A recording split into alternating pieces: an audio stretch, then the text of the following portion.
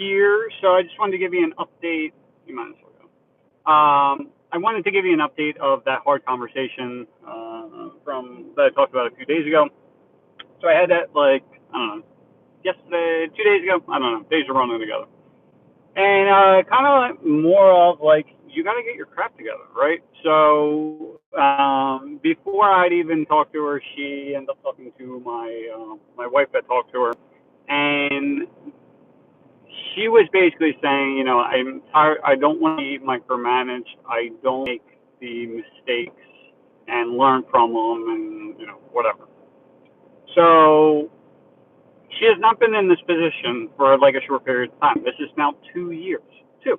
Okay.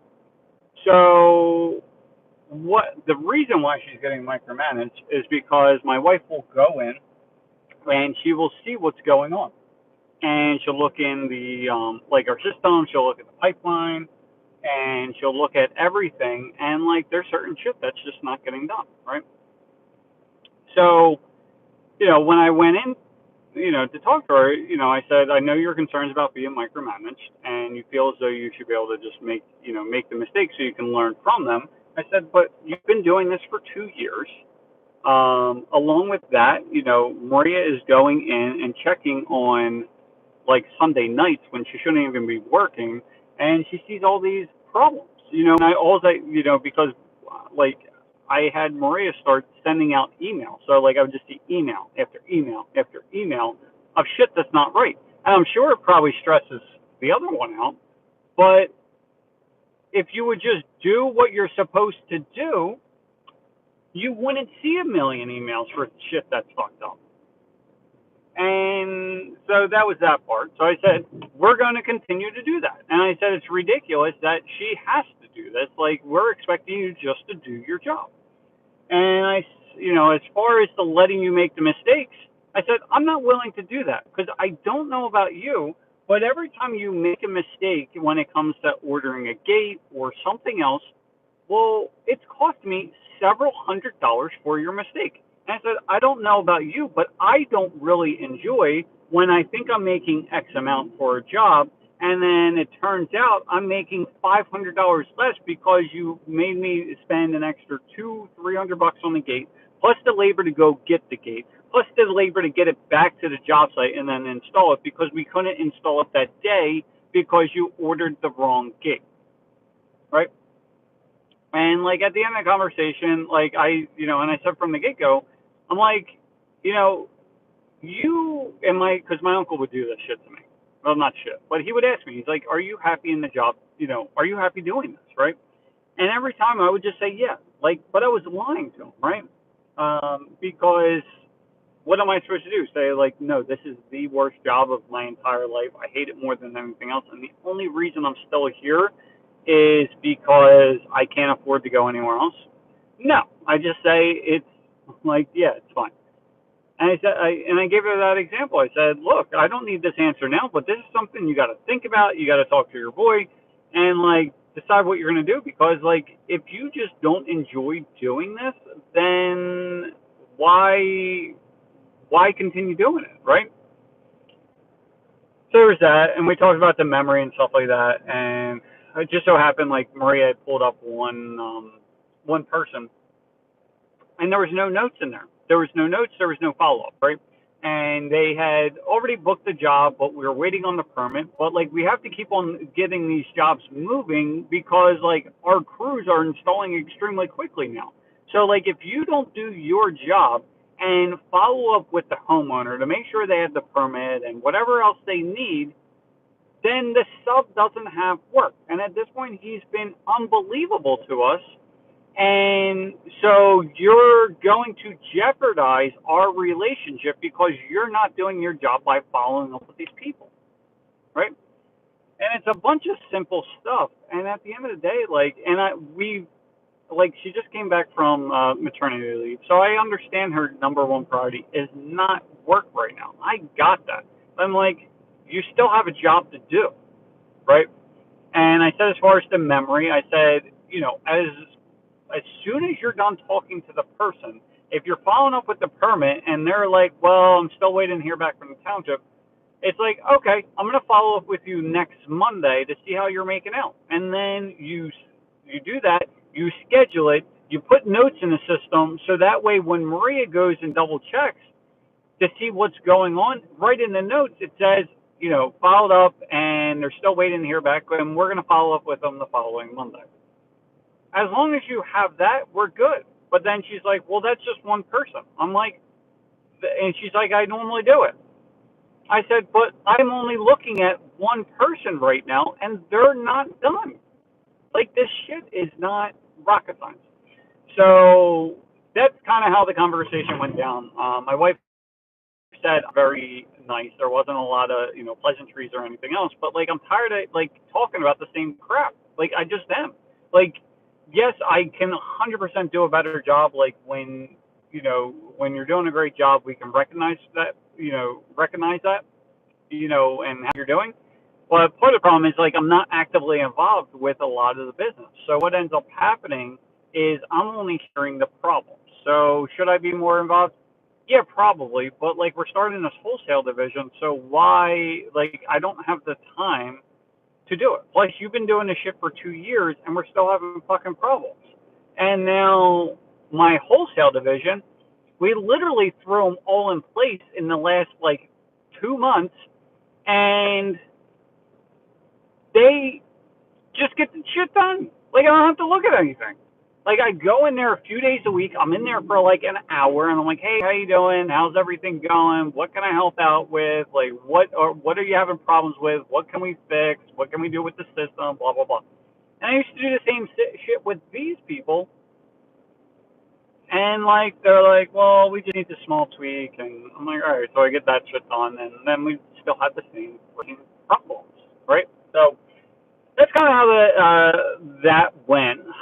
What's going to happen now is we're going to put an action plan together. We didn't discuss it with her, but I realized like there has to be an action plan of this is what I want to see, this is what I want to see it by, this is what you're being measured on, this is how we're going to measure it, all those kinds of things. And then if if you're not meeting these expectations, then we are going to swap you out, because we can't continue down this path. We need at this point just for people to do their job. And then what I've realized as well, because of having this new salesperson that actually knows what the hell they're doing, they've already done it before, not for this industry or even for home services actually, but like they come in and the closing rate is literally 2 times higher than what we've ever been able to accomplish.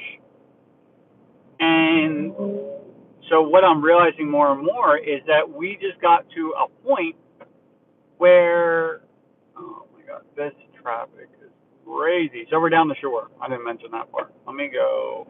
Jesus Christ. So I didn't mention, because that's the other problem. Like we haven't been able to get to the shore as much as we normally do yet because of these issues, because she's working all the time and it just doesn't make any sense. And I can't see if that's good. So, and because my son's been done school since like the 9th or something like that, or I don't know, somewhere around there, and we just haven't been able to get down because she's working all the time. Not only that, but it's putting a strain on her relationship because she's working all the freaking time, and she was doing that before this person came back, and she's expecting that when she came back, her volume, her workload and everything else is going to decrease. But instead, what happened is that we basically have a glorified, very expensive assistant that keeps fucking up. So it's stressing her out. And I keep on saying, like, look, you've got to say something. You have to do something about this. You can't keep on doing this. And she's like, well, I don't feel comfortable saying anything, because at this point, she became friends with her. I'm like, you're not paying her to be your friend. You're paying her to be your employee. And at this point, she's not doing what she's supposed to do. So you have to speak up.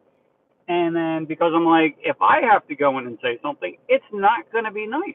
It's just not going to be, because at the end of the day, realizing it's just been a whole mentality shift at this point of, look, I don't have to. I'm not going to come in here and babysit you every day. I'm not going to come in and force you to do what I want you to do.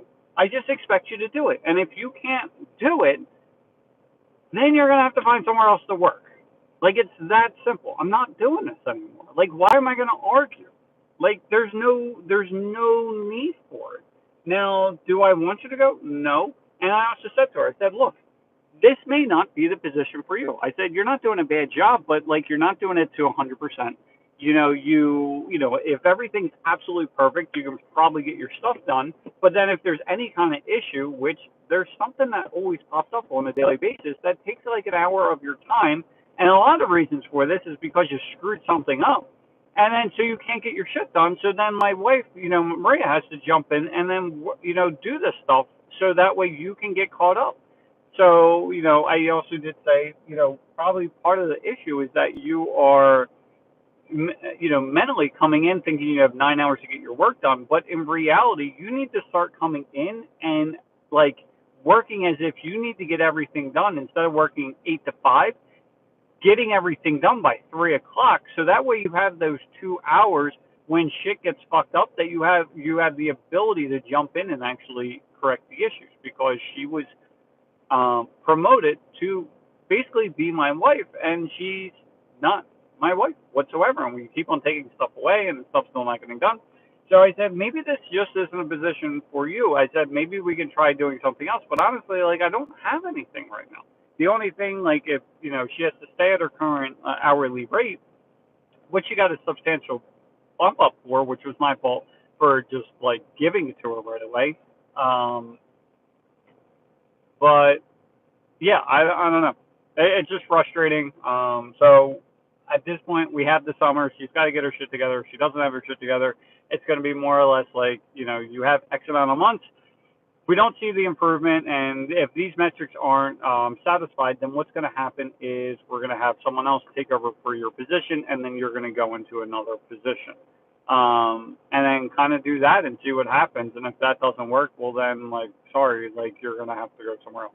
Which is a shame because we're friends. Like, we've been friends for, I don't know, 10, 15 years at this point. And but at the end of the day, like I told her, I'm like, you know, Maria's working just as hard, and then you're like, but after payroll taxes, workman's comp, and everything else, like, you're costing us like $70-some thousand a year. So, like, I don't know about you, but I don't expect my wife to work just as hard while we're paying an extra $6,000 a month. Like, it makes no sense.